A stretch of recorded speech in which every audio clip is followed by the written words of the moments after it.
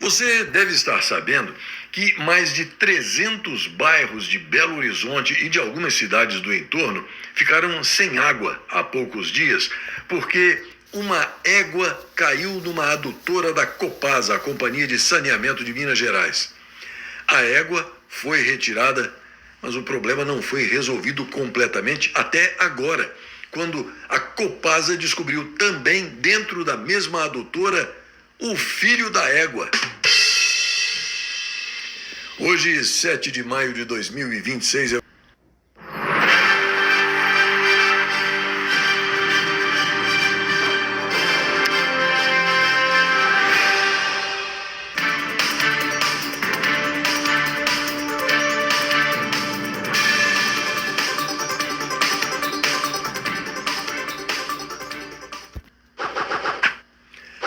Gazeta Brasil informa que o fecaloma político insepulto e encachaçado afirmou hoje não acreditar que o presidente dos Estados Unidos, Donald Trump, vá tentar influenciar as eleições no Fazendão. A declaração foi feita durante uma coletiva de imprensa em Washington, depois do encontro de 3 horas entre o fecaloma político e Trump na Casa Branca. A Gazeta Brasil diz que o fecaloma político diz ter saído muito satisfeito do encontro com Donald Trump. Durante a reunião de trabalho, os dois discutiram comércio e tarifas e, ao final, Trump classificou a conversa como muito produtiva e chamou o fecaloma político insepulto e encachaçado de, abre aspas, presidente dinâmico, fecha aspas, demonstrando que, a exemplo das negociações com os iranianos, ele não se preocupa e não teme quando precisa dialogar com bandidos. Os dois combinaram a criação de um grupo de trabalho para debater o fim das tarifas norte-americanas sobre produtos brasileiros em até 30 dias, admitindo que ainda há arestas a serem reparadas. O fecaloma político negou que tenha sido discutida a classificação de facções criminosas brasileiras como organizações terroristas. Em vez disso, teria sido levantada a ideia de se criar um grupo de trabalho internacional para combater o crime organizado, que teria a participação de vários países, possivelmente do mundo todo. O portal Conservatism and Elegance lembra que o fecaloma político insepulto e encachaçado é um comunista condenado e um covarde. Ele foi a Washington e, em pânico, implorou para que a imprensa não estivesse presente, querendo discursar apenas na embaixada brasileira na capital norte-americana para poder controlar a narrativa, a mídia e as perguntas. A imprensa brasileira deixou a Casa Branca depois de informada que o fecaloma deixaria o local logo após o almoço, em vez de abrir a reunião para as câmeras. Segundo os rumores não confirmados, o presidente Donald Trump teria dado uma surra no vigarista cachaceiro, mas a portas fechadas, sem nenhuma aparição pública, apesar das mesuras e das fotos sorridentes publicadas após o evento. De qualquer forma, Trump publicou uma nota na rede Truth Social, dizendo que, abre aspas, acabei de concluir minha reunião com Luiz Inácio Lula da Silva, o dinâmico presidente do Brasil. Discutimos muitos temas, incluindo o comércio e especificamente tarifas. A reunião foi muito boa. Nossos representantes têm reuniões agendadas para discutir alguns pontos-chave. Outras reuniões serão agendadas nos próximos meses, conforme necessário. Fecha aspas. Na Gazeta Brasil, a informação de que o terrivelmente crente do pé quente, que atua como relator do caso Master no Sindicato do Crime Organizado, afirmou a interlocutores que não pretende homologar a proposta de delação premiada de Daniel Vorcaro, agora Vorbarato, dono do Bando Master, nos termos atuais. Ele está descontente com o que considera omissões do ex-banqueiro e tentativas de proteger aliados na proposta de colaboração. A expectativa era de que Vorbarato explicasse em profundidade a relação dele com o presidente do Senado, Davi Narcolumbre. Até agora, isso não aconteceu. No caso do senador Ciro Nogueira, as informações dadas por Vorbarato foram consideradas insuficientes e aquém das informações que os investigadores já possuem. A Gazeta Brasil informa também que a Polícia Federal deflagrou hoje a 5ª fase da Operação Compliance Zero, com buscas na casa do senador Ciro Nogueira, em Brasília. As investigações apontam que o congressista era o destinatário central de vantagens indevidas pagas pelo banqueiro Daniel Vorcaro, dono do Bando Master. Segundo diálogos obtidos pela Polícia Federal no celular do vigarista fantasiado de banqueiro Daniel Vorbarato e reproduzidos na decisão do terrivelmente crente do pé quente, relator do inquérito no Sindicato do Crime Organizado, os pagamentos ao senador chegavam a valores que variavam de 300 mil a 500 mil reais por mês, totalizando uma propina de 18 milhões de reais, entre mesada, viagens com acompanhantes e imóvel de luxo. A defesa de Ciro Nogueira repudiou as acusações e criticou a investigação, classificando as provas como mera troca de mensagens. Em nota à imprensa, os advogados negaram qualquer envolvimento do congressista em atividades ilícitas. Ele é um santo. O irmão do senador Ciro Nogueira, Raimundo Nogueira, também foi alvo da operação. Ele administrou uma empresa que realizou negócios com o primo de Daniel Vorbarato, o Felipe Cansado Vorcaro, o único preso na operação de hoje. A operação autorizada hoje pelo terrivelmente crente do pé quente contra Ciro Nogueira seria uma demonstração de que o meliante togado considera o material já acumulado pela Polícia Federal suficiente para aprofundar as investigações contra agentes políticos, sem precisar da delação do vigarista fantasiado de banqueiro. As informações de Vorbarato, nos termos atuais, poderiam ser dispensadas. Com isso, Vorbarato pode ficar por muito mais tempo na prisão. O terrivelmente crente do pé quente analisa, inclusive, um pedido da Polícia Federal para que ele volte para o complexo da Papuda, um presídio federal, que possui condições mais precárias do que a superintendência da PF em Brasília, onde Vorbarato está hoje. Na revista Oeste, a informação de que o governo dos Estados Unidos anunciou que poderá pagar recompensas a pessoas que apresentarem informações sobre frigoríficos investigados por práticas comerciais irregulares no setor de carne bovina. O pagamento pode variar entre 15% e 30% do valor das multas, desde que as penalidades superem $1 milhão. Entre as empresas citadas na investigação estão a brasileira JBS e a National Beef, controlada aqui nos Estados Unidos pela brasileira Marfrig. Também integram a apuração as companhias norte-americanas Cargill e Tyson Foods. O presidente Donald Trump solicitou a investigação e acusou as empresas de influenciar os preços da carne bovina por meio de articulação irregular no mercado. Segundo dados apresentados pelo governo norte-americano, os 4 frigoríficos ampliaram significativamente a participação deles nas compras de gado do país entre as décadas de 1980 e 90. A fatia conjunta passou de aproximadamente 1/3 para mais de 80% do mercado nacional. A investigação ocorre em um momento de redução histórica dos rebanhos bovinos norte-americanos. Os estoques de gado aqui nos Estados Unidos atingiram o menor patamar em quase 75 anos.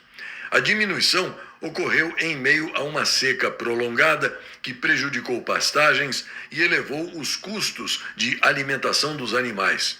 Com despesas maiores, muitos fazendeiros reduziram os rebanhos. Bom, e eu mais uma vez lembro a você que eu não possuo criação de gado, eu mal como carne, apenas preciso da sua ajuda. Os números do Pix para você ajudar o CL News estão na descrição do vídeo. A revista Oeste informa que a Polícia Federal deflagrou hoje uma operação para desarticular grupos que promoviam travessias clandestinas de brasileiros para os Estados Unidos. Os policiais cumpriram 18 mandados em Goiás e no Amapá. Segundo a corporação, existem provas de que os grupos criminosos foram responsáveis pela entrada ilegal de pelo menos 477 brasileiros em território norte-americano.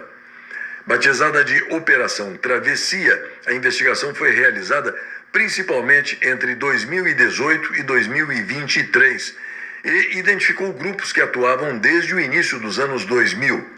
Na operação, os agentes cumpriram 11 mandados de busca e apreensão e 7 de prisão preventiva. O portal Metrópolis informa que o Parque Nacional da Chapada dos Veadeiros, no nordeste de Goiás, lançou a Trilha Noturna dos Saltos, um passeio guiado que explora os cenários do Cerrado brasileiro à noite.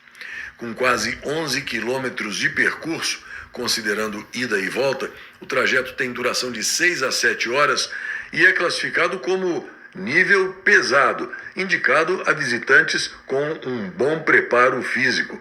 A experiência contempla trechos que levam aos famosos mirantes dos Saltos do Rio Preto, além de piscinas naturais e formações rochosas. Para fazer a trilha é necessário usar lanterna individual, já que não é permitido o uso de celulares como fonte de luz. Também é proibido entrar nos rios, acampar ou levar barracas. A visitação é de quarta a domingo, em qualquer horário noturno, sempre com o acompanhamento obrigatório de condutores credenciados.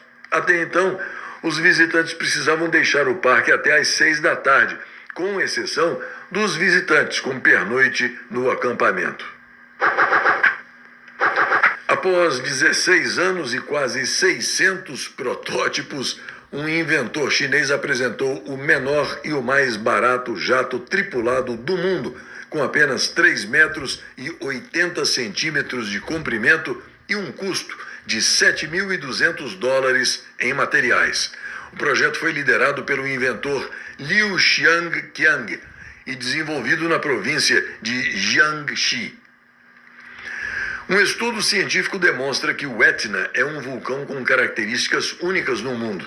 De acordo com um novo e detalhado estudo científico publicado na revista Journal of Geophysical Research, o mecanismo é semelhante ao que gera pequenos vulcões submarinos, mas envolve um sistema de grandes dimensões, cuja atividade teve início há aproximadamente 500 mil anos. O Etna entra em erupção várias vezes por ano e atualmente está a mais de 3.000 metros acima do nível do mar. O Brasil bateu o recorde histórico de transplantes de órgãos e tecidos com a doação de 31 mil órgãos em 2025. O número representa um crescimento de 21% em relação a 2022, quando 25.600 órgãos foram doados. Mesmo com o aumento, 45% das famílias brasileiras ainda não autorizam o transplante depois da morte.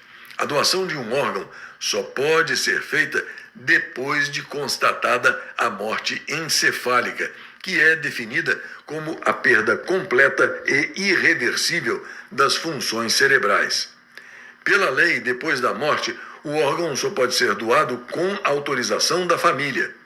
Entre os transplantes mais realizados em 2025 estão o de córnea, com quase 18 mil procedimentos, o de rim, com quase 7 mil, o de medula óssea, com quase 4 mil, o de fígado, com mais de 2.500 e o de coração, com 427. A A Gazeta do Povo informa que dois ex-ministros da Defesa da China, Wei Feng e Li Shangfu, foram condenados à morte com suspensão condicional da pena por 2 anos. As sentenças por acusações de corrupção foram proferidas pela Justiça Militar da China. Wei foi ministro da Defesa chinês entre 2018 e 2023 e Li exerceu o cargo entre março e outubro de 2023. Wei foi condenado pelo crime de aceitar suborno e Li pelos crimes de aceitar e de oferecer suborno. Os dois ex-ministros também perderam os direitos políticos pelo resto da vida e todos os bens pessoais deles serão confiscados, segundo a agência oficial de notícias chinesa.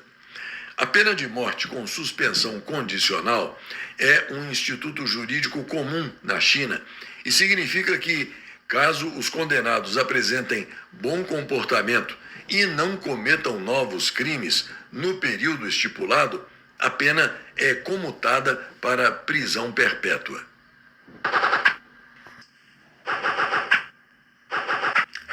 E mais uma coisinha.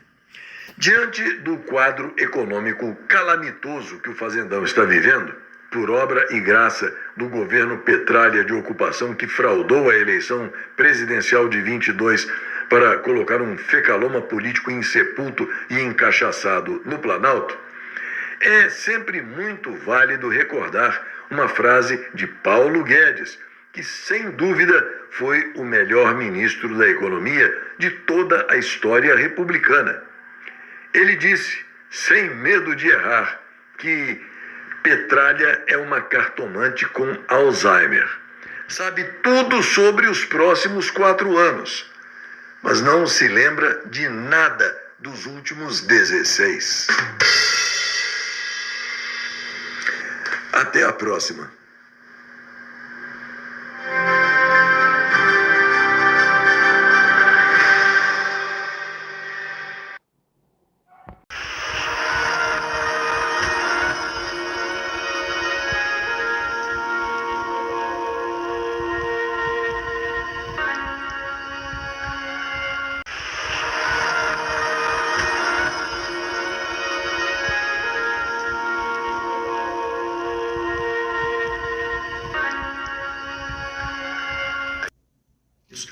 Me lembrando de alguns axiomas, ou seja, definições que são autoexplicativas.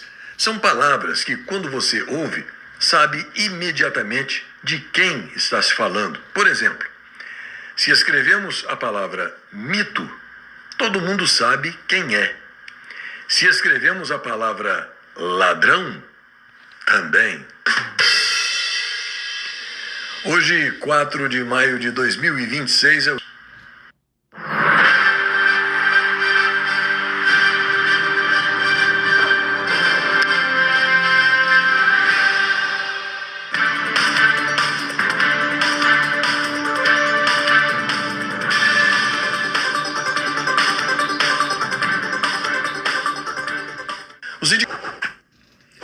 Na revista Oeste, a informação de que o presidente Jair Highlander Bolsonaro recebeu alta hoje do hospital DF Star, em Brasília, e seguiu direto para a residência dele, onde cumpre pena em regime domiciliar.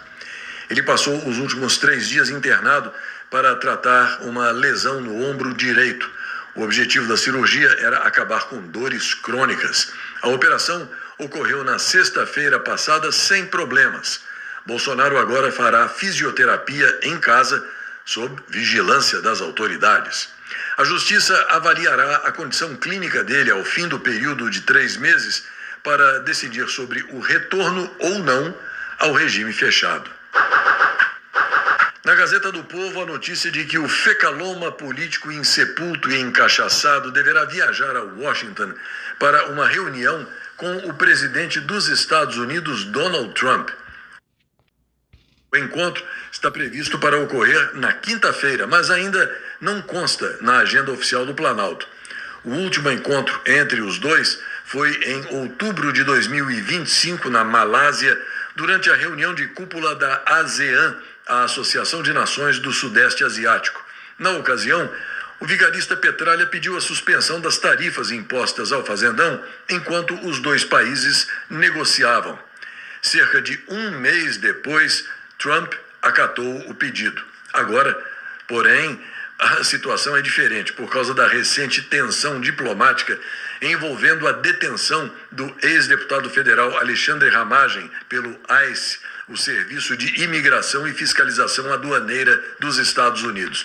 O governo norte-americano acusou o delegado Marcelo Ivo de Carvalho de utilizar o ICE para tentar driblar o rito formal de extradição e o expulsou do país. O Fecaloma político insepulto e encachaçado, então, aplicou o princípio da reciprocidade para colocar para fora do Brasil o agente norte-americano Michael Myers. Será que a presença do Fecaloma no Salão Oval da Casa Branca poderia ser uma reedição do encontro de Trump com o presidente sul-africano? Vamos esperar para ver, né? O deputado estadual professor Cláudio Branchieri, do PL Gaúcho, recentemente subiu à tribuna para fazer um mea-culpa inédito e, ao mesmo tempo, dramático.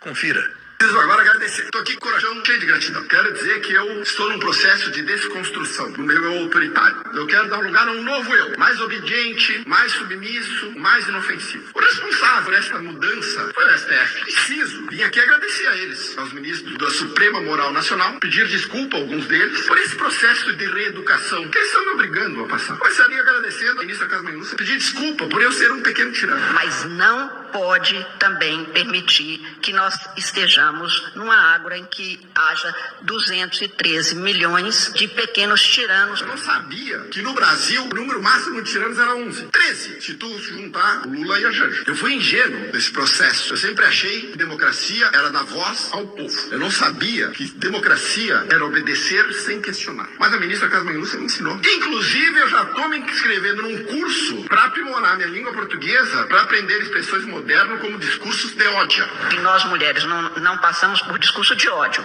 como eu tenho insistido, é discurso de ódio. Outra pessoa que eu preciso agradecer é o ministro Barroso, que disse que era preciso recivilizar o Brasil. Até ele falar isto, eu não sabia que eu era um bárbaro, primitivo, que precisava ser recivilizado. Eu pensei que civilização era respeitar o voto da população, que civilização era ter liberdade de expressão, que civilização era respeitar a Constituição, pagar imposto e sustentar Brasília. Parece que isso não é suficiente. Eu também, para ser um civilizado, preciso pensar dentro da caixinha que os ministros do STF dizem que eu posso pensar. Outra pessoa que eu preciso agradecer, ministro, que me fez subir um degrau na escala da evolução pessoal, foi o ministro Toffoli. Eu não sabia que memes eram um risco existencial à humanidade. Já estou convencido que distribuir memes é crime lesa pátria. Graças a Deus, Toffoli está aqui para esclarecer, nos iluminar com a sua sabedoria. Gilmar Mendes disse... Nós todos hoje somos admiradores do regime chinês, né? Do Xi Jinping.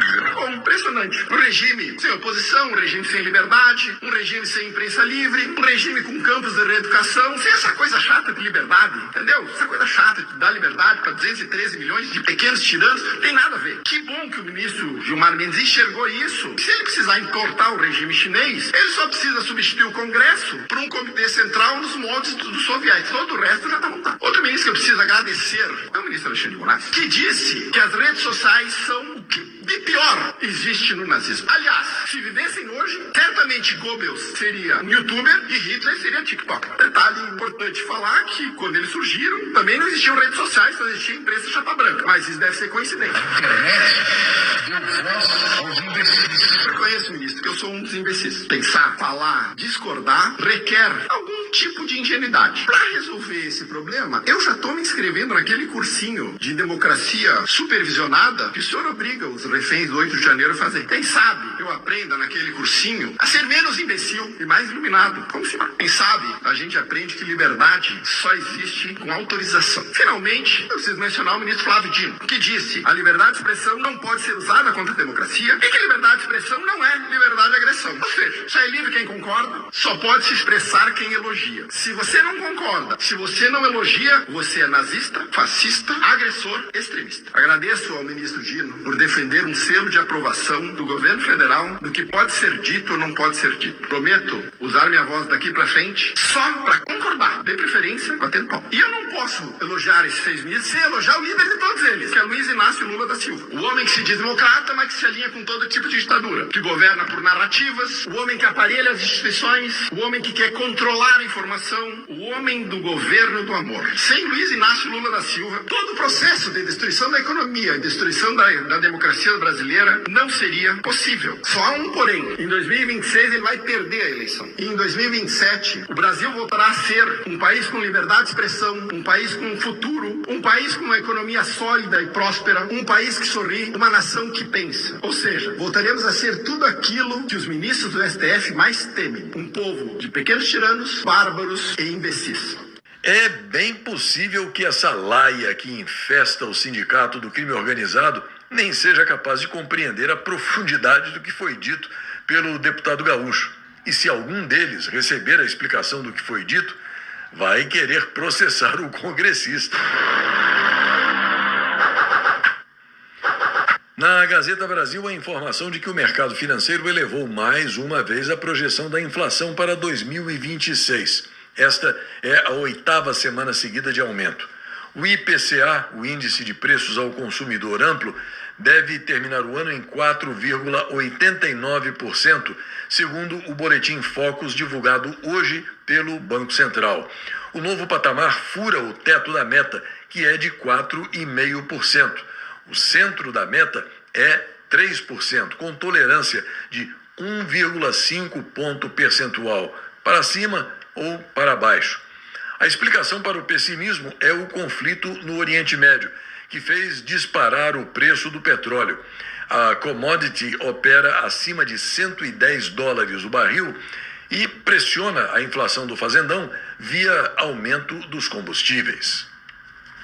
Bom, e eu mais uma vez lembro a você que eu não controlo nem os juros nem o câmbio, mas a minha premente necessidade de ajuda é permanente. A revista Oeste informa que uma disputa territorial entre os estados de Mato Grosso e Pará envolve uma área calculada em 22 mil quilômetros quadrados, equivalente a cerca de 2.200.000 campos de futebol. A região, conhecida como Salto das Sete Quedas, concentra potencial agrícola e econômico, além de recursos energéticos.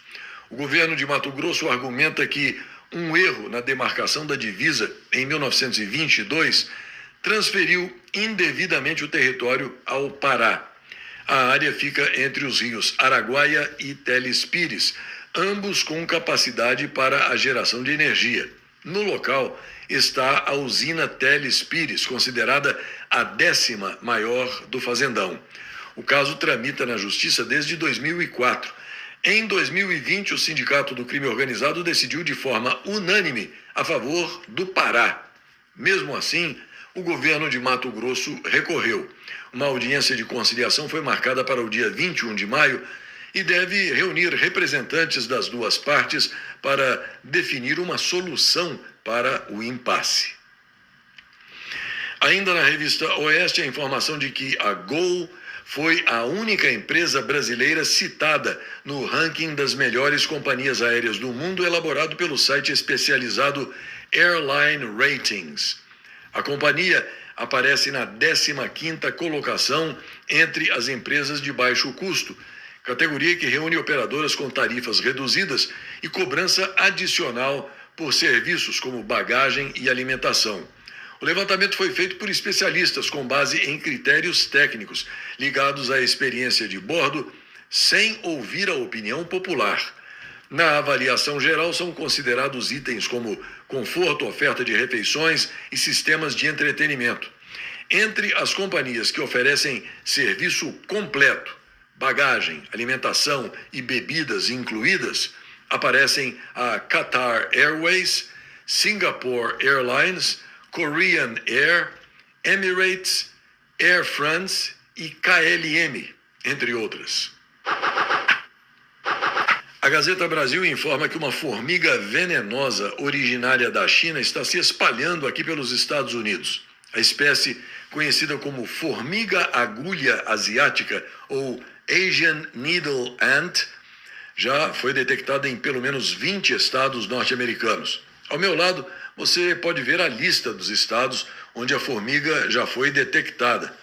Conforme relatado pelo jornal britânico Daily Mail, o inseto foi avistado nos Estados Unidos pela primeira vez há mais de 90 anos, mas a população dessas formigas cresceu recentemente.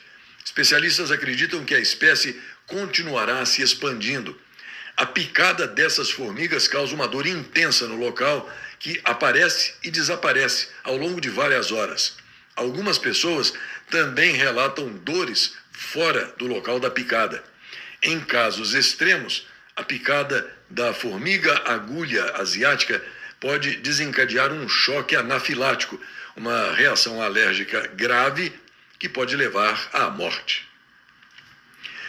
Cientistas descobriram que um exame de sangue pode revelar sinais de depressão muito antes dos sintomas físicos aparecerem.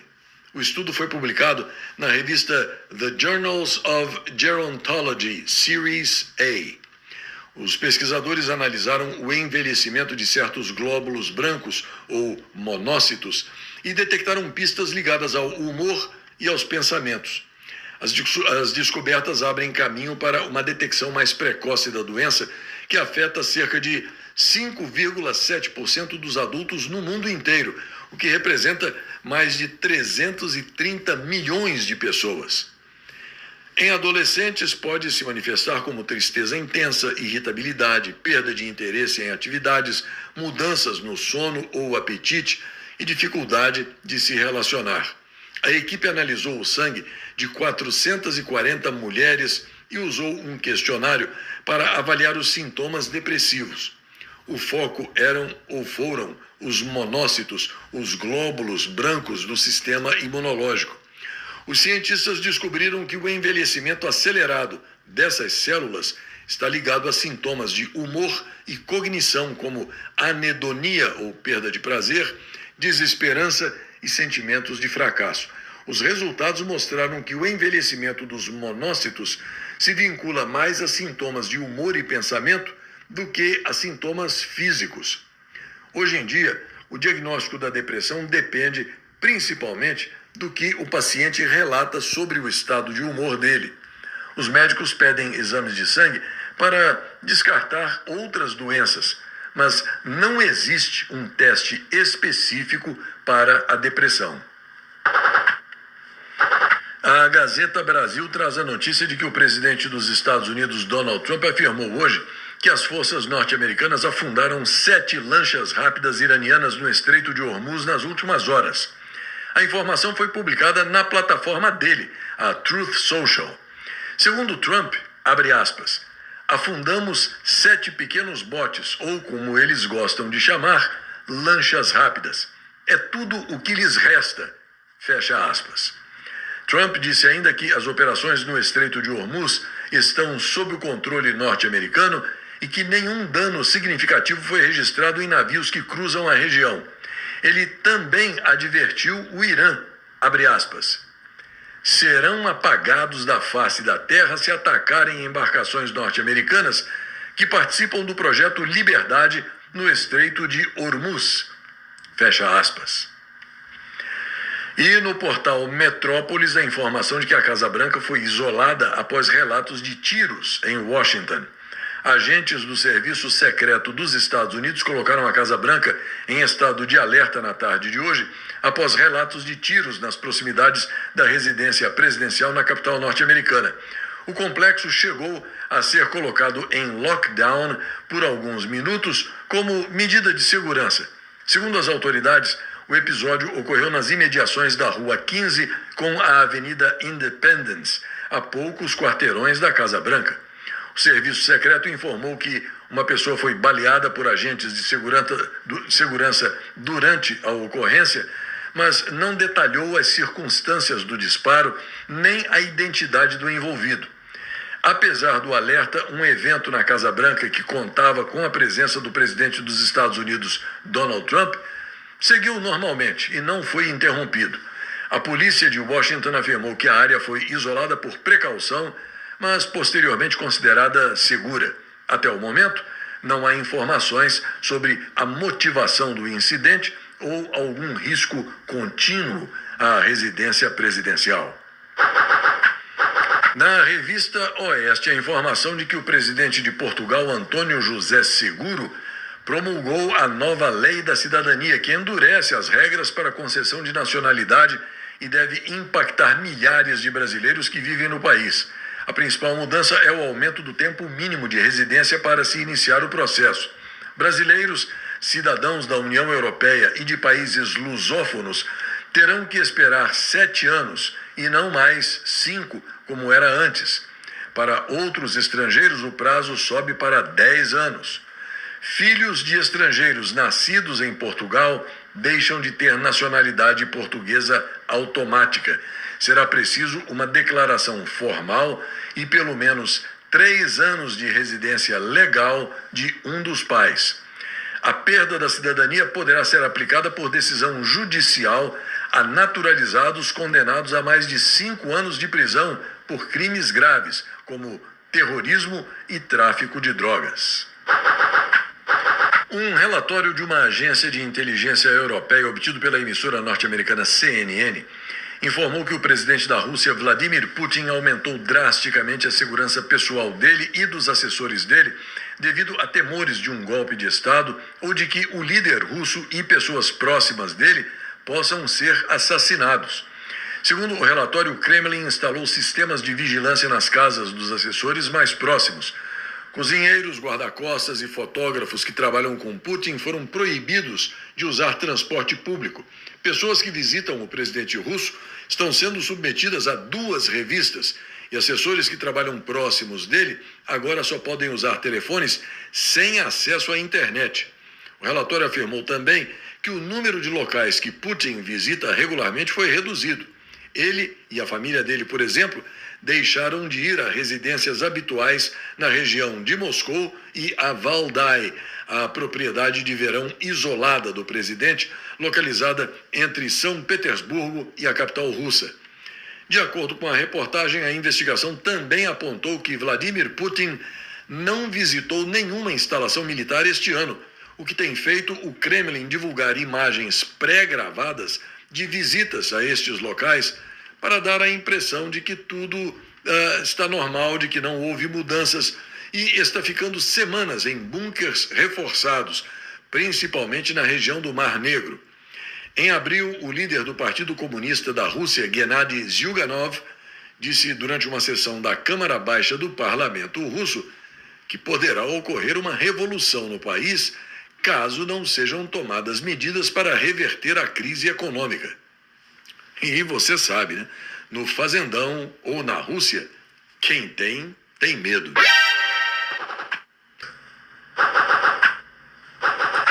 E mais uma coisinha. Eu comecei esta edição com alguns axiomas e termino esta edição com outra situação inteiramente autoexplicativa a partir desta imagem que está aí ao meu lado, não é? Você vê que as promessas, a associação explícita com a criminalidade, os discursos, a enganação, serão iguais, como antes, como sempre foram. Só se você for realmente um palhaço paulo freireano de QI 83, é que você vai cair nesse conto do vigário de novo. Até a próxima.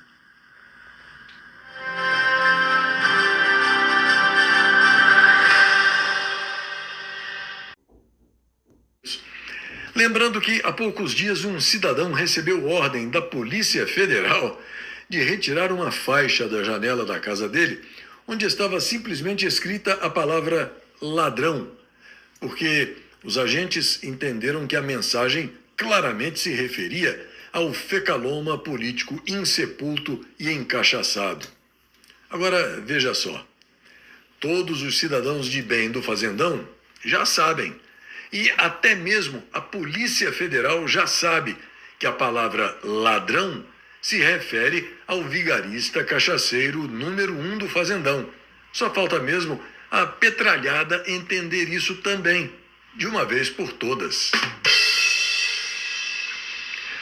Hoje, 5 de maio de 2026, é o dia.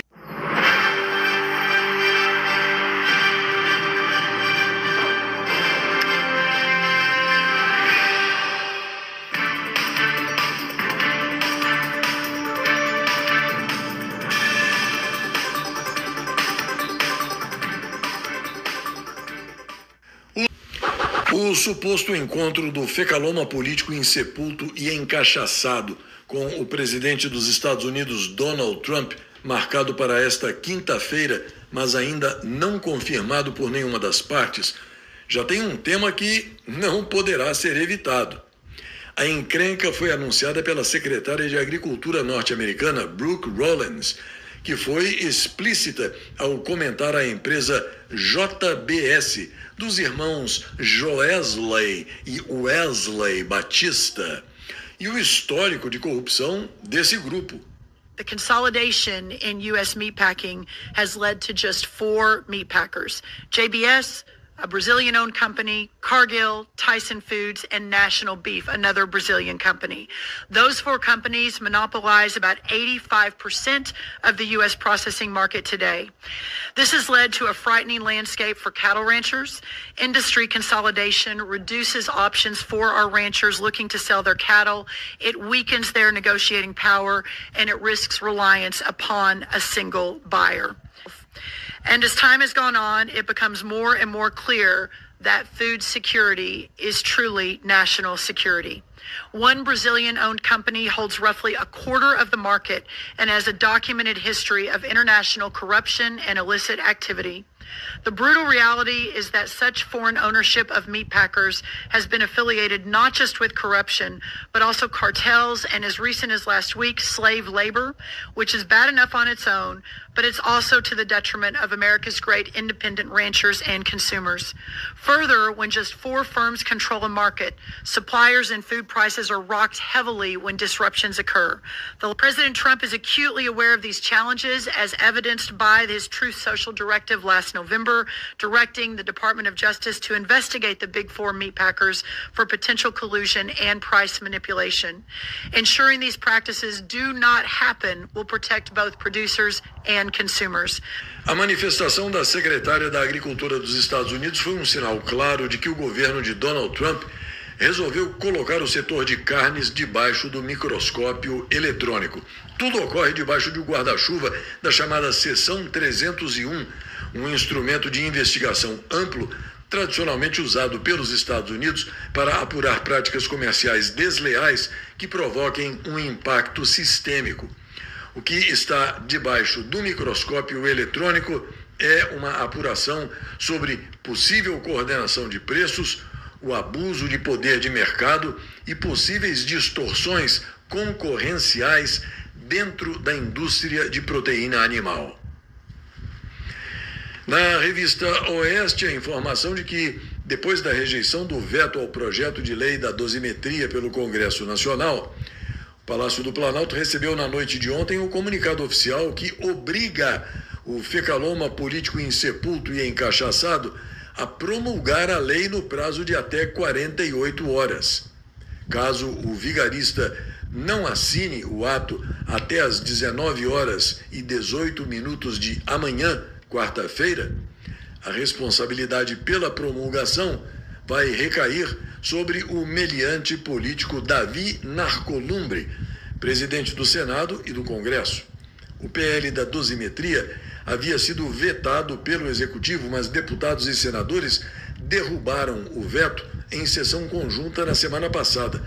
O resultado impôs mais uma derrota ao desgoverno Petralha de ocupação, logo depois de outra decisão desfavorável lá no Covil dos 81 Inúteis e Covardes, que rejeitou a indicação do office boy abortista e falso crente Jorge Bessias para o Sindicato do Crime Organizado.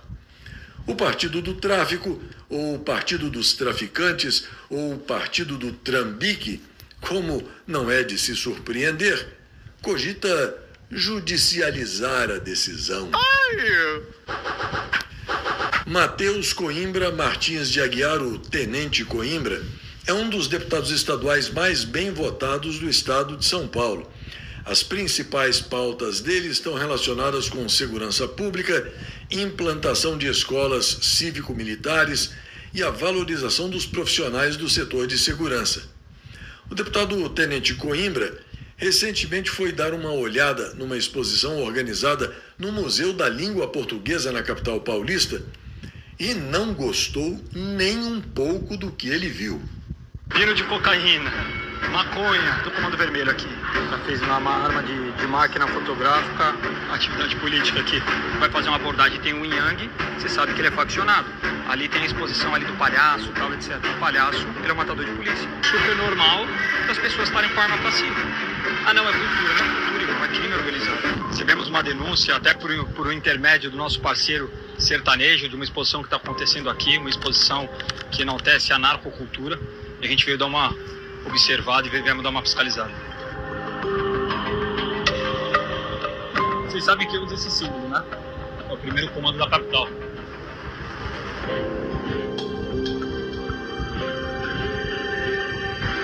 Atividade política aqui.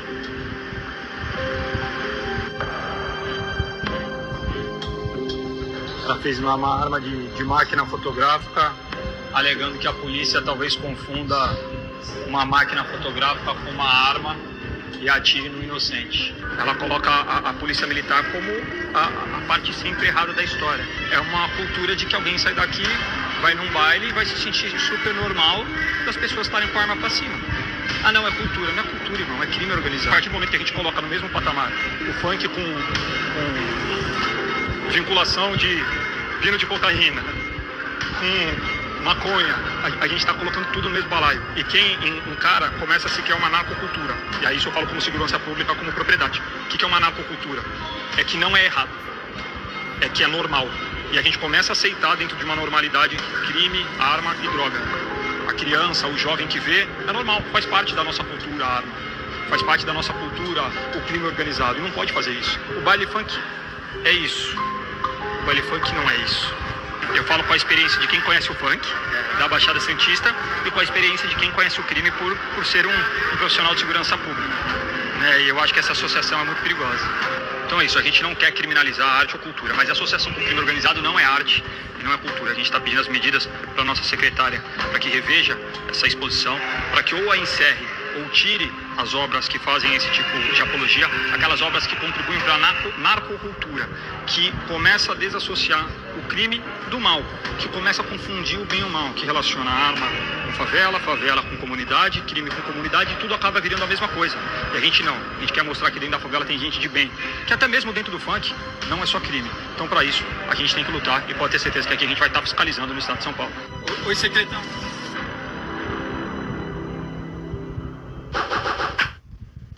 O dólar fechou hoje no campo negativo, com o mercado atento aos desdobramentos dos conflitos entre os Estados Unidos e o Irã. A moeda norte-americana recuou 1,12% e terminou o dia cotada a R$ 4,91 na venda, o menor nível desde 26 de janeiro de 2024. No Fazendão, a atenção dos mercados se concentrou na divulgação da ata da última reunião do Copom. No documento, o colegiado reafirmou que a trajetória do ciclo de queda de juros vai depender das novas informações sobre os impactos dos conflitos no Oriente Médio sobre a inflação. O documento também reforçou a cautela na condução da política monetária.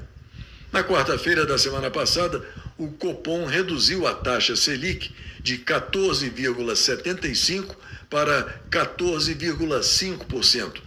Foi o segundo corte consecutivo da taxa básica de juros. O Ministério das Relações Exteriores anunciou a redução de 50% nos valores cobrados em moeda estrangeira para a emissão de passaportes brasileiros nas embaixadas e consulados do Fazendão no exterior. A medida passa a valer a partir do dia 1º de junho de 2026. O objetivo é aproximar os custos praticados fora do Fazendão aos valores cobrados em território nacional. Segundo o desgoverno Petralha de ocupação, a iniciativa busca incentivar brasileiros residentes no exterior a manterem a documentação atualizada, beneficiando especialmente famílias binacionais e crianças nascidas fora do Brasil que necessitam do documento para exercer direitos civis e de cidadania. Atualmente, no Fazendão, o custo para a obtenção do passaporte varia de R$ 257,25 até R$ 514,50 em casos específicos. O Ministério da Justiça aumentou de 14 para 16 anos a classificação indicativa do YouTube. Segundo a pasta, a reclassificação leva em conta a presença de conteúdo com sexo, drogas, linguagem imprópria e violência extrema na plataforma. O documento determina que, onde quer que o serviço seja oferecido na internet, o selo de 16 anos deve estar visível e o usuário deve ser informado da classificação antes de acessá-lo.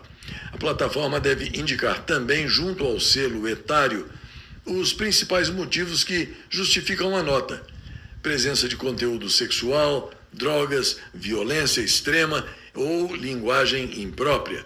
A classificação indicativa serve como orientação para pais e responsáveis, mas não impede o acesso. É o mesmo modelo usado para filmes e programas de televisão. Segundo o governo, a reclassificação tem caráter informativo e não implica censura ou retirada de conteúdo. Os vídeos continuam disponíveis, mas com uma indicação mais rigorosa de faixa etária adequada. Em março, a pasta já havia alterado a classificação indicativa de 8 redes sociais usadas no Fazendão e passou a recomendar idades mais altas para o uso dessas plataformas. O YouTube, que pertence ao Google, ainda pode recorrer.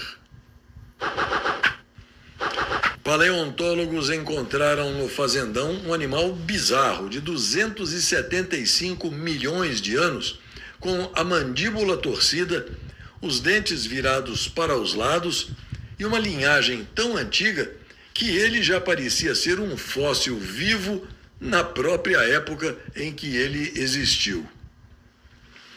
Uma descoberta na fossa Peru-Chile está mudando a visão sobre a possível vida fora do planeta Terra.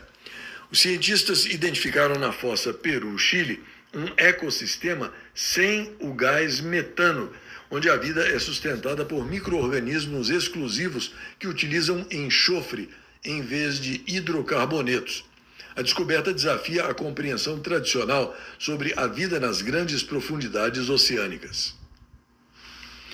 Portugal removeu mais de 2 milhões de toneladas de areia do fundo do mar e despejou tudo em praias vulneráveis do Algarve em uma mega operação para frear a erosão, alargar a faixa costeira em até 37 metros e evitar que o litoral recue ainda mais.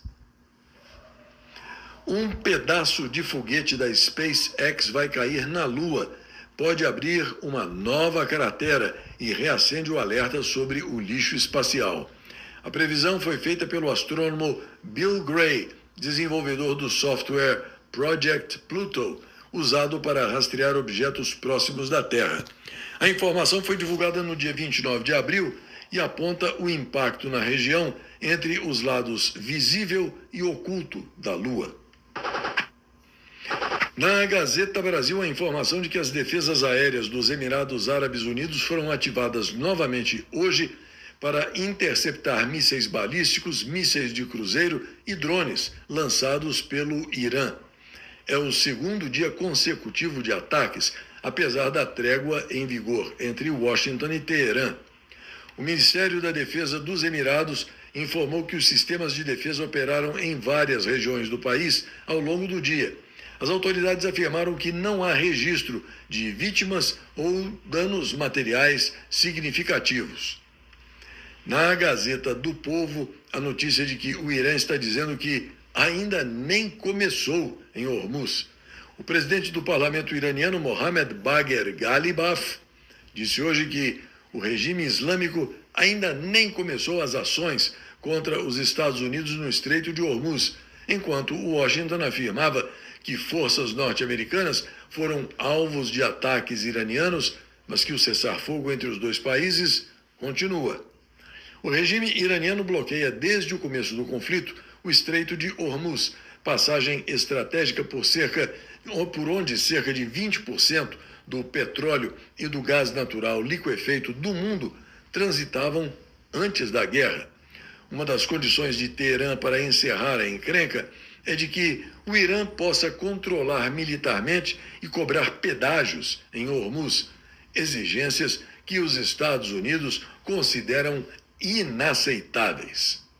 Ontem, Washington deu início ao projeto Liberdade, que visa guiar navios comerciais retidos para que eles saiam da região do Estreito de Hormuz.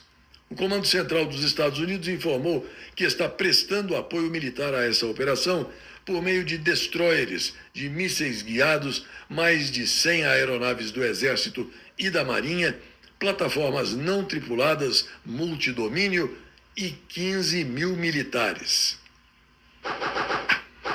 A Gazeta do Povo informa que um movimento separatista da província de Alberta, no Canadá, disse ter reunido cerca de 302 mil assinaturas em uma petição para forçar a realização de um referendo de independência da região ainda este ano. As assinaturas foram entregues ontem à autoridade eleitoral local pela organização Stay Free Alberta e superam amplamente o mínimo exigido de 177.732 nomes em petição para que a província considere a convocação da consulta popular sobre independência. Caso a documentação seja validada e os requisitos legais cumpridos, os habitantes de Alberta, região que detém as maiores reservas de petróleo do Canadá, poderão decidir nas urnas, já em outubro deste ano, se querem deixar de fazer parte do país. Alberta é a província mais rica do Canadá em produto interno bruto per capita, em grande parte graças ao petróleo.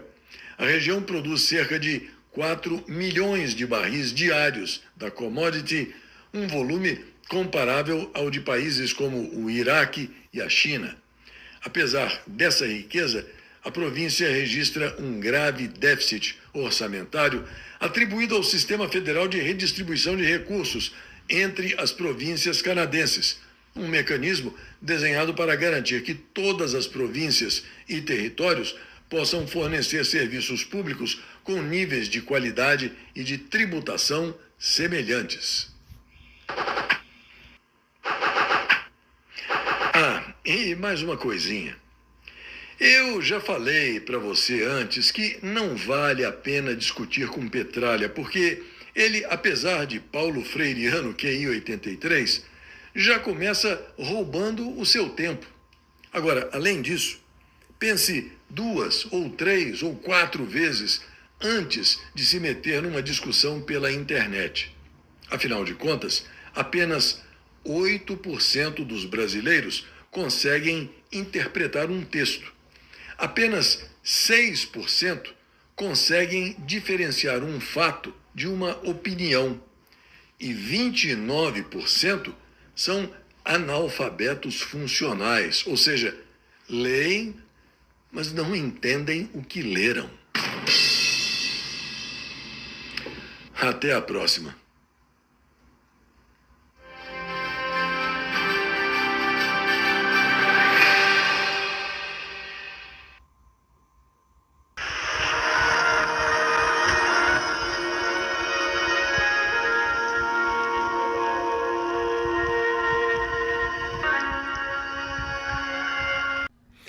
Olá, eu sou Cláudio Lessa em Orlando, nos Estados Unidos.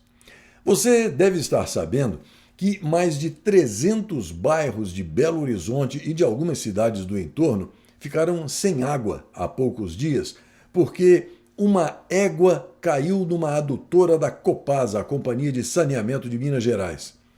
A égua foi retirada, mas o problema não foi resolvido completamente até agora, quando a Copasa descobriu também dentro da mesma adutora o filho da égua. Hoje, 7 de maio de 2026, é o dia da senha, o dia da oração, o dia do silêncio, o dia do oftalmologista, o dia do atletismo infantil, o dia de prevenção da alergia, o dia de luta contra a endometriose e o dia mundial de espondilite anquilosante.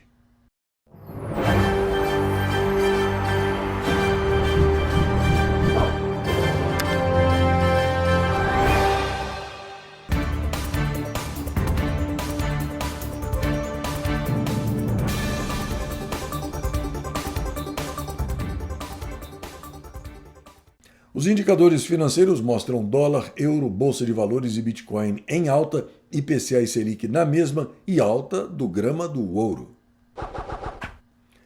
A Gazeta Brasil informa que o fecaloma político insepulto e encachaçado afirmou hoje não acreditar que o presidente dos Estados Unidos, Donald Trump, vá tentar influenciar as eleições no Fazendão. A declaração foi feita durante uma coletiva de imprensa em Washington, depois do encontro de 3 horas entre o fecaloma político e Trump na Casa Branca. A Gazeta Brasil diz que o fecaloma político diz ter saído muito satisfeito do encontro com Donald Trump. Durante a reunião de trabalho, os dois discutiram comércio e tarifas e, ao final, Trump classificou a conversa como muito produtiva e chamou o fecaloma político insepulto e encachaçado de, abre aspas, presidente dinâmico, fecha aspas, demonstrando que, a exemplo das negociações com os iranianos, ele não se preocupa e não teme quando precisa dialogar com bandidos. Os dois combinaram a criação de um grupo de trabalho para debater o fim das tarifas norte-americanas sobre produtos brasileiros em até 30 dias, admitindo que ainda há arestas a serem reparadas. O fecaloma político negou que tenha sido discutida a classificação de facções criminosas brasileiras como organizações terroristas. Em vez disso, teria sido levantada a ideia de se criar um grupo de trabalho internacional para combater o crime organizado, que teria a participação de vários países, possivelmente do mundo todo. O portal Conservatism and Elegance lembra que o fecaloma político insepulto e encachaçado é um comunista condenado e um covarde. Ele foi a Washington e, em pânico, implorou para que a imprensa não estivesse presente, querendo discursar apenas na embaixada brasileira na capital norte-americana para poder controlar a narrativa, a mídia e as perguntas. A imprensa brasileira deixou a Casa Branca depois de informada que o fecaloma deixaria o local logo após o almoço, em vez de abrir a reunião para as câmeras. Segundo os rumores não confirmados, o presidente Donald Trump teria dado uma surra no vigarista cachaceiro, mas a portas fechadas, sem nenhuma aparição pública, apesar das mesuras e das fotos sorridentes publicadas após o evento. De qualquer forma, Trump publicou uma nota na rede Truth Social, dizendo que, abre aspas, acabei de concluir minha reunião com Luiz Inácio Lula da Silva, o dinâmico presidente do Brasil. Discutimos muitos temas, incluindo o comércio e especificamente tarifas. A reunião foi muito boa. Nossos representantes têm reuniões agendadas para discutir alguns pontos-chave. Outras reuniões serão agendadas nos próximos meses, conforme necessário. Fecha aspas. Na Gazeta Brasil, a informação de que o terrivelmente crente do pé quente, que atua como relator do caso Master no Sindicato do Crime Organizado, afirmou a interlocutores que não pretende homologar a proposta de delação premiada de Daniel Vorcaro, agora Vorbarato, dono do Bando Master, nos termos atuais. Ele está descontente com o que considera omissões do ex-banqueiro e tentativas de proteger aliados na proposta de colaboração. A expectativa era de que Vorbarato explicasse, em profundidade, a relação dele com o presidente do Senado, Davi Narcolumbre. Até agora, isso não aconteceu. No caso do senador Ciro Nogueira, as informações dadas por Vorbarato foram consideradas insuficientes e aquém das informações que os investigadores já possuem. A Gazeta Brasil informa também que a Polícia Federal deflagrou hoje a 5ª fase da Operação Compliance Zero, com buscas na casa do senador Ciro Nogueira, em Brasília. As investigações apontam que o congressista era o destinatário central de vantagens indevidas pagas pelo banqueiro Daniel Vorcaro, dono do Bando Master. Segundo diálogos obtidos pela Polícia Federal no celular do vigarista fantasiado de banqueiro Daniel Vorbarato e reproduzidos na decisão do terrivelmente crente do pé quente, relator do inquérito no Sindicato do Crime Organizado, os pagamentos ao senador chegavam a valores que variavam de 300 mil a 500 mil reais por mês, totalizando uma propina de 18 milhões de reais, entre mesada, viagens com acompanhantes e imóvel de luxo. A defesa de Ciro Nogueira repudiou as acusações e criticou a investigação, classificando as provas como mera troca de mensagens. Em nota à imprensa, os advogados negaram qualquer envolvimento do congressista em atividades ilícitas. Ele é um santo. O irmão do senador Ciro Nogueira, Raimundo Nogueira, também foi alvo da operação. Ele administrou uma empresa que realizou negócios com o primo de Daniel Vorbarato, o Felipe Cansado Vorcaro, o único preso na operação de hoje. A operação autorizada hoje pelo terrivelmente crente do pé quente contra Ciro Nogueira seria uma demonstração de que o meliante togado considera o material já acumulado pela Polícia Federal suficiente para aprofundar as investigações contra agentes políticos, sem precisar da delação do vigarista fantasiado de banqueiro. As informações de Vorbarato, nos termos atuais, poderiam ser dispensadas. Com isso, Vorbarato pode ficar por muito mais tempo na prisão. O terrivelmente crente do pé quente analisa, inclusive, um pedido da Polícia Federal para que ele volte para o complexo da Papuda, um presídio federal, que possui condições mais precárias do que a superintendência da PF em Brasília, onde Vorbarato está hoje. Na revista Oeste, a informação de que o governo dos Estados Unidos anunciou que poderá pagar recompensas a pessoas que apresentarem informações sobre frigoríficos investigados por práticas comerciais irregulares no setor de carne bovina. O pagamento pode variar entre 15% e 30% do valor das multas, desde que as penalidades superem $1 milhão.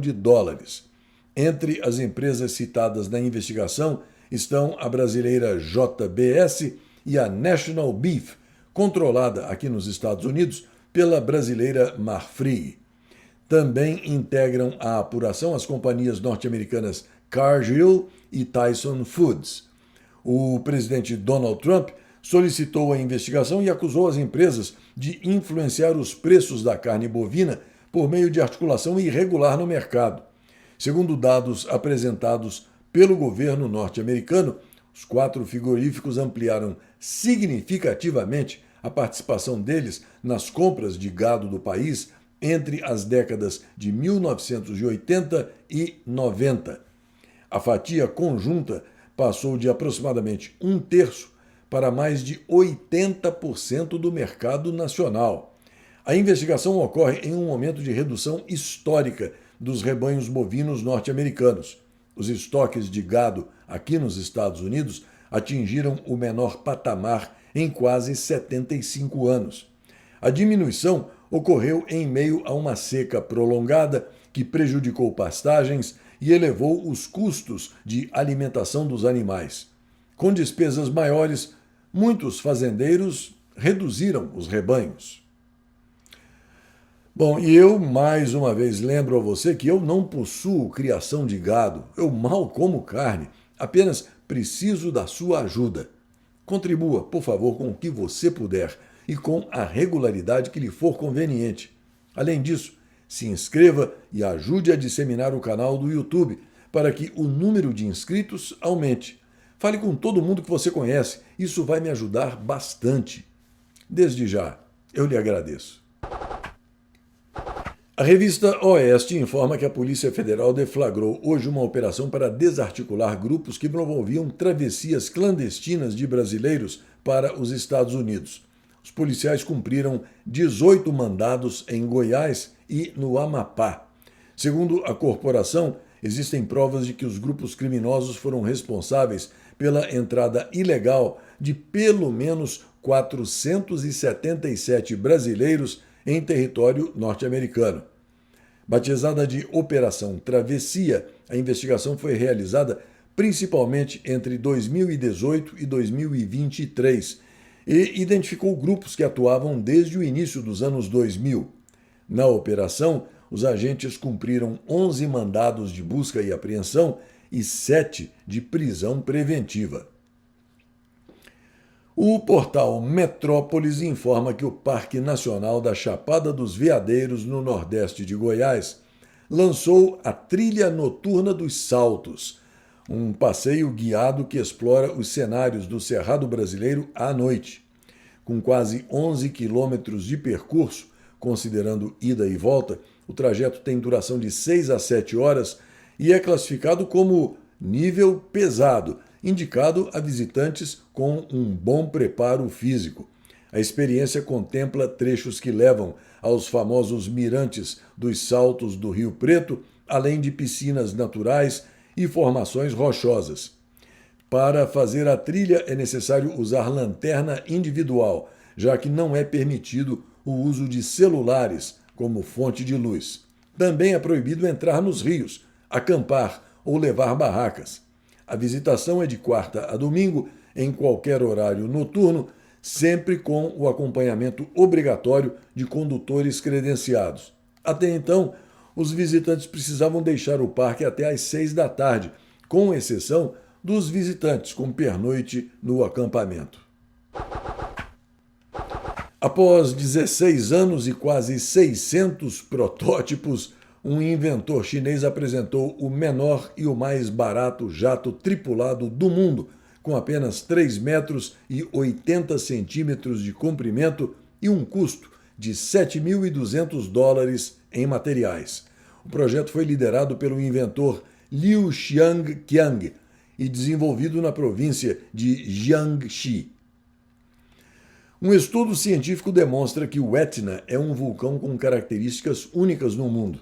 De acordo com um novo e detalhado estudo científico publicado na revista Journal of Geophysical Research, o mecanismo é semelhante ao que gera pequenos vulcões submarinos, mas envolve um sistema de grandes dimensões, cuja atividade teve início há aproximadamente 500 mil anos.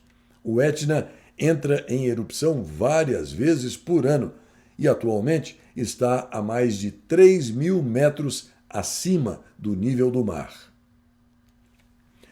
O Brasil bateu o recorde histórico de transplantes de órgãos e tecidos com a doação de 31 mil órgãos em 2025. O número representa um crescimento de 21% em relação a 2022, quando 25.600 órgãos foram doados. Mesmo com o aumento, 45% das famílias brasileiras ainda não autorizam o transplante depois da morte.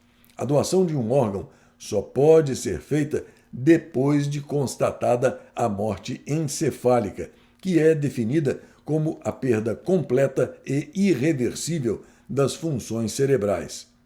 Pela lei, depois da morte, o órgão só pode ser doado com autorização da família. Entre os transplantes mais realizados em 2025 estão o de córnea, com quase 18 mil procedimentos, o de rim, com quase 7 mil, o de medula óssea, com quase 4 mil, o de fígado, com mais de 2.500 e o de coração, com 427. A Gazeta do Povo informa que 2 ex-ministros da Defesa da China, Wei Feng e Li Shangfu, foram condenados à morte com suspensão condicional da pena por 2 anos. As sentenças por acusações de corrupção foram proferidas pela Justiça Militar da China. Wei foi ministro da Defesa chinês entre 2018 e 2023 e Li exerceu o cargo entre março e outubro de 2023. Wei foi condenado pelo crime de aceitar suborno e Li pelos crimes de aceitar e de oferecer suborno. Os 2 ex-ministros também perderam os direitos políticos pelo resto da vida e todos os bens pessoais deles serão confiscados, segundo a agência oficial de notícias chinesa. A pena de morte com suspensão condicional é um instituto jurídico comum na China e significa que, caso os condenados apresentem bom comportamento e não cometam novos crimes no período estipulado, a pena é comutada para prisão perpétua. Neste dia 7 de maio, em 1824, ocorria em Viena a estreia mundial da 9ª Sinfonia de Beethoven. Em 1895, o cientista russo Alexander Stepanovich Popov demonstrava à Sociedade Russa de Física e Química a invenção dele, chamada de detector de raios Popov, um radioreceptor primitivo. Em 1927, era fundada em Porto Alegre a Varig, a primeira companhia aérea brasileira. Em 1946, era fundada, com cerca de 20 funcionários, a empresa Tokyo Tsushin Kogyo, que mais tarde passou a se chamar Sony. Em 1948, era fundada a Aviação Cometa, tradicional empresa de transporte rodoviário interestadual. Em 1952, o conceito do circuito integrado, base para todos os computadores modernos, era publicado pela primeira vez por Jeffrey Dahmer, um engenheiro eletrônico e consultor inglês. Em 1998, a Mercedes-Benz comprava a Chrysler por 40 bilhões de dólares, formando a Daimler Chrysler, na maior fusão industrial da história. E em 2010, a revista científica Science publicava o genoma do Neandertal, com provas de cruzamento do homem de Neandertal com seres humanos.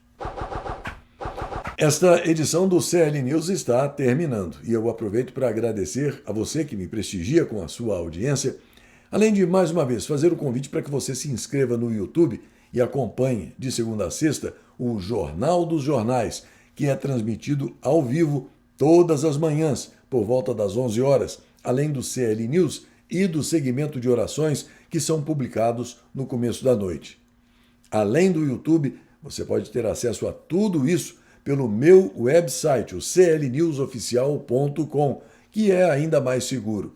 Guarde nos favoritos do seu navegador e acesse quando você quiser.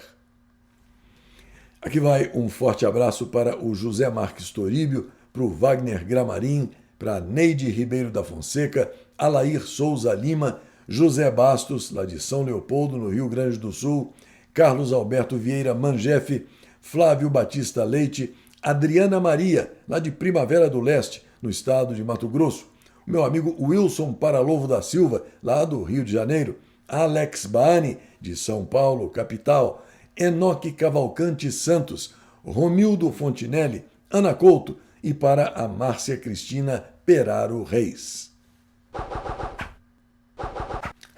E mais uma coisinha.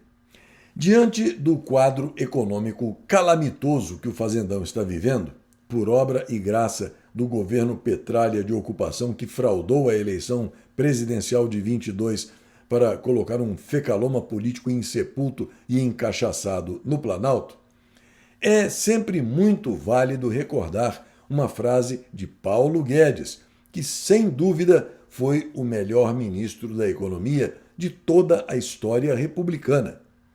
Ele disse, sem medo de errar, que Petralha é uma cartomante com Alzheimer. Sabe tudo sobre os próximos 4 anos, mas não se lembra de nada dos últimos 16. Até a próxima.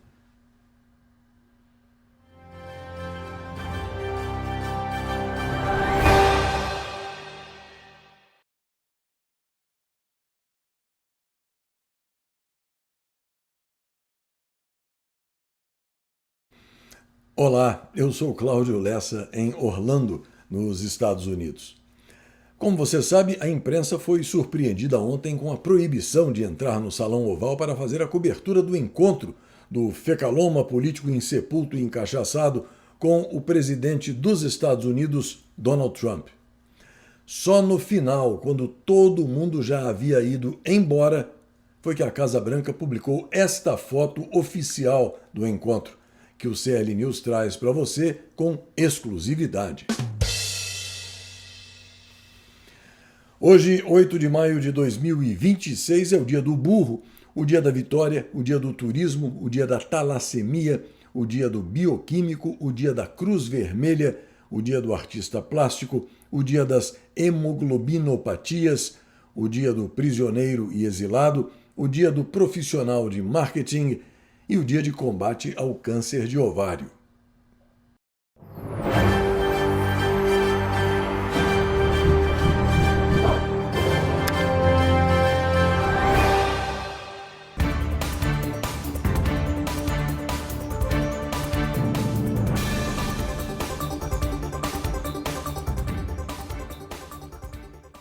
Os indicadores financeiros mostram dólar estável com tendência de alta, euro estável com tendência de queda, bolsa de valores e Bitcoin despencando, IPCA e Selic na mesma e baixa do grama do ouro.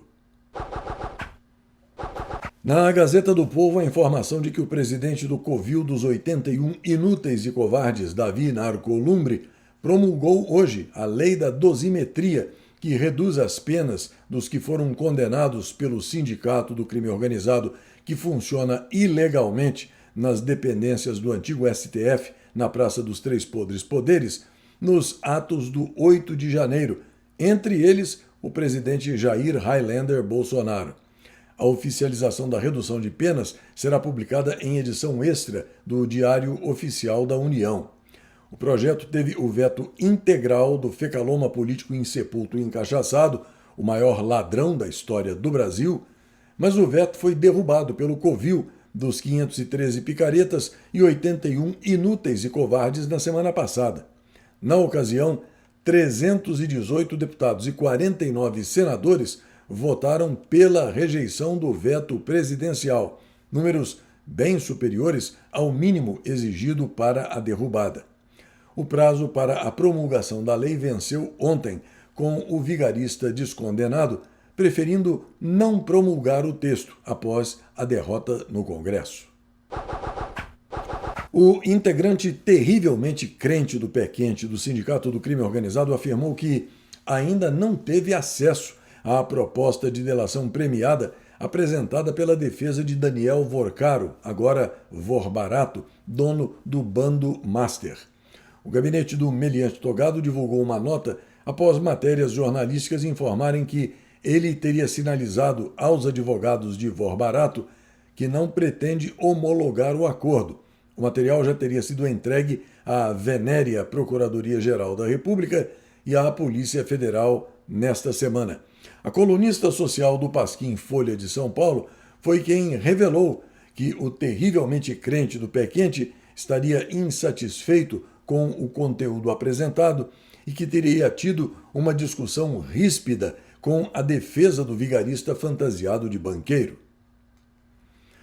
O noticiário político-policial do CL News segue em frente com a informação da revista Oeste, que diz que o senador piauiense Ciro Nogueira reagiu depois de ter sido alvo da 5ª fase da Operação Compliance Zero, deflagrada ontem pela Polícia Federal. Em nota divulgada hoje, o congressista chamou a ação de perseguição política, que busca manchar a honra dele. Pode até ser, né, coitado, mas o fato é que o Space Liberdade informa que Daniel Vorbarato recebia comprovante do pagamento de propina para Ciro Nogueira por meio de WhatsApp, segundo a Polícia Federal. A corporação identificou ainda indícios de que Daniel Vorbarato, ex-dono do Bando Master, bancou viagens internacionais de luxo e manteve repasses mensais de até R$500 mil ao senador, em troca da apresentação de emendas de interesse da instituição financeira no Congresso. Segundo o relatório enviado ao Supremo, Vorbarato teria pagado despesas de viagens internacionais do senador, incluindo hospedagens no Hotel 5 Estrelas Park Hyatt New York, em Manhattan, aqui nos Estados Unidos. Enfim, no meio de toda essa confusão, o que sobra mesmo é que tudo indica que esse Ciro Nogueira vivia como se fosse mulher do macho alfa Daniel Vorbarato. Ele morava em apartamento do Vorbarato, tinha o cartão de crédito pago pelo Vorbarato, viajava por conta do Vorbarato e ainda recebia mesada do Vorbarato. Será que... O portal Metrópolis informa que o dólar caiu a R$ 4,98 nesta sexta-feira, o menor valor desde janeiro de 2024, e que o índice da Bolsa de Valores subiu.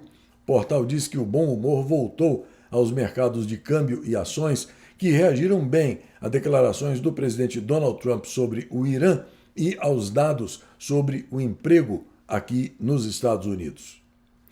E por falar em emprego, o Space Liberdade traz a informação de que o CEO da empresa aérea LATAM disse que, se aprovarem o fim da jornada 6x1 no Fazendão, o Brasil não terá mais voos internacionais. E isso, certamente, vai deixar um monte de gente sem emprego, sem falar num monte de gente sem poder viajar, né? Bom, e eu, que não sou piloto de avião nem coisa nenhuma, mais uma vez lembro a você rapidamente sobre a minha premente necessidade de ajuda. Contribua, por favor, com o que você puder e com a regularidade que lhe for conveniente.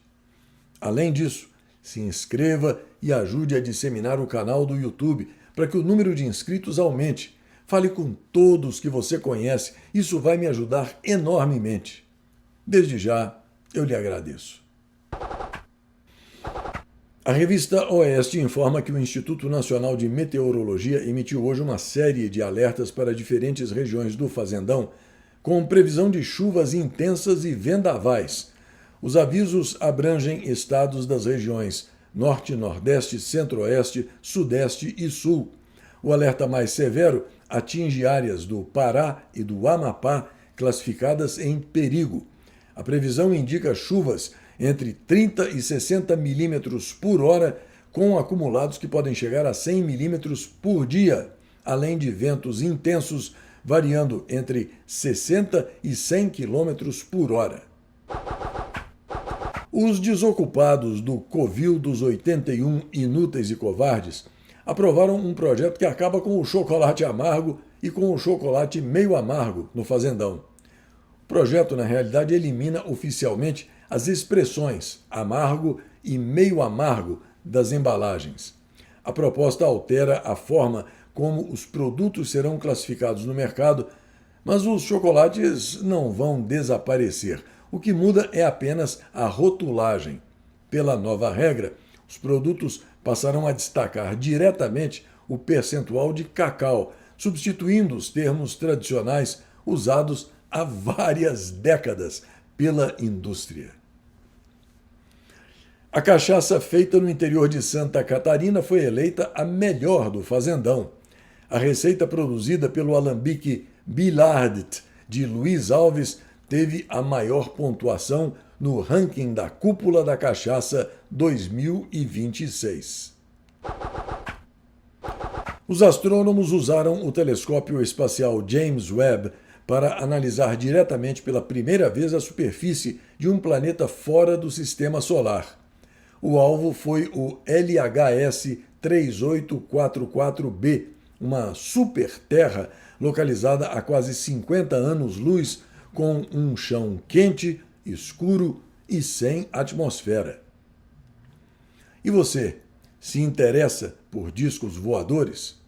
A Gazeta Brasil informa que o governo dos Estados Unidos anunciou hoje a desclassificação de centenas de documentos inéditos sobre fenômenos anômalos não identificados, popularmente conhecidos como OVNIs ou discos voadores. A medida impulsionada pelo presidente Donald Trump permite o acesso público a arquivos previamente classificados como secretos. O Departamento de Guerra centralizou as informações no portal war.gov/UFO, este endereço que aparece aí na sua tela, onde os documentos podem ser consultados gratuitamente. O governo afirmou que o objetivo é que o público possa tirar suas próprias conclusões sobre os fenômenos descritos. A coleção divulgada inicialmente inclui 162 arquivos, abrangendo telegramas diplomáticos, informes do FBI, transcrições de missões da NASA e material gráfico com vídeos e fotos. No portal Metrópolis, a notícia de que os Estados Unidos e o Irã voltaram a trocar ataques. Segundo veículos de imprensa iranianos, tiros e explosões foram registrados hoje no Estreito de Hormuz, após militares dos Estados Unidos atacarem 2 navios ligados ao Irã que tentavam romper o bloqueio naval norte-americano naquela região.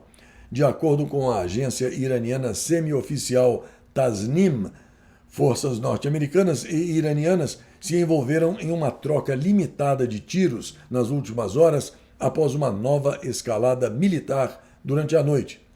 Horas antes, o Comando Central dos Estados Unidos informou ter interceptado 2 petroleiros com bandeira iraniana que tentavam entrar em um porto no Golfo de Omã, desrespeitando o bloqueio imposto por Washington. A Gazeta do Povo informa que as Forças Armadas dos Estados Unidos afirmaram hoje que estão impedindo, no momento, mais de 70 petroleiros de chegar ou sair de portos do Irã, enquanto o regime islâmico recomendou que embarcações comerciais que transitam pela região do Golfo Pérsico fiquem longe de navios de guerra norte-americanos, devido à possibilidade de ataques iranianos. Em nota publicada na plataforma X, o CENTCOM, o Comando Central das Forças Armadas dos Estados Unidos, informou que esses navios comerciais têm capacidade para transportar mais de 166 milhões de barris de petróleo iraniano, avaliados em mais de 13 bilhões de dólares. O anúncio ocorre em meio ao aumento das tensões entre Washington e Teherã, já que ontem o CENTCOM havia informado que atacou centros de comando e controle, além de instalações militares do Irã, depois que forças do regime atacaram 3 destroyers norte-americanos na região do Estreito de Hormuz. O bloqueio aos portos iranianos é uma estratégia norte-americana para forçar o Irã a assinar um acordo para encerrar o conflito iniciado no dia 28 de fevereiro, mas que está há um mês em um tenso cessar-fogo. Paralelamente, o Irã mantém um bloqueio quase total do Estreito de Hormuz. Hoje, a emissora CNN informou que teve acesso a uma gravação de áudio na qual a Marinha da Guarda Revolucionária Islâmica do Irã alertava embarcações comerciais para que se mantivessem afastadas dos navios de guerra norte-americanos no Estreito de Hormuz. Na Gazeta Brasil, a informação de que a China confirmou o ataque realizado pela primeira vez contra um petroleiro com tripulação chinesa no Estreito de Hormuz. O ataque ocorreu no dia 4 de maio e a confirmação do Ministério das Relações Exteriores da China foi dada hoje. O navio navegava sob bandeira das Ilhas Marshall e estava identificado como proprietário e tripulação chineses. O ataque é relevante porque a China depende do Estreito de Hormuz para importar por via marítima mais da metade do petróleo bruto que consome. Após o ataque, a China exigiu a restauração do livre trânsito para navios civis e a proteção das tripulações. O portal Metrópolis informa que o presidente dos Estados Unidos, Donald Trump, anunciou um cessar-fogo de 3 dias entre a Rússia e a Ucrânia. O presidente publicou uma mensagem na rede Truth Social dizendo que, abre aspas, tenho o prazer de anunciar que haverá um cessar-fogo de 3 dias, 9, 10 e 11 de maio, na guerra entre a Rússia e a Ucrânia.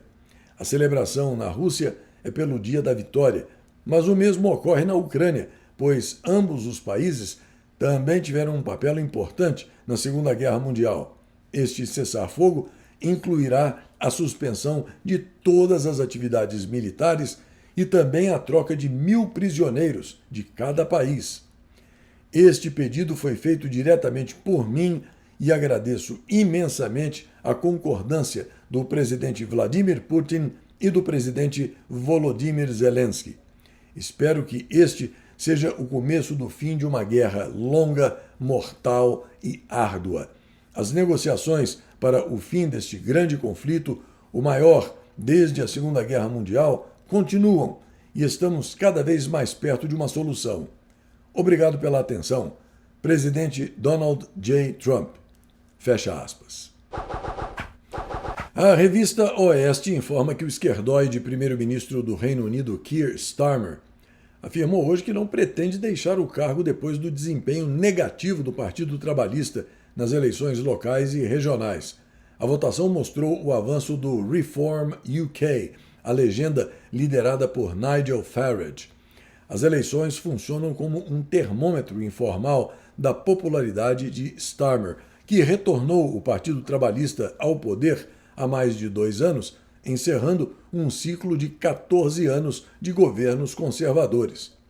Parte do eleitorado britânico cobra resultados mais rápidos na economia e mudanças concretas no cotidiano.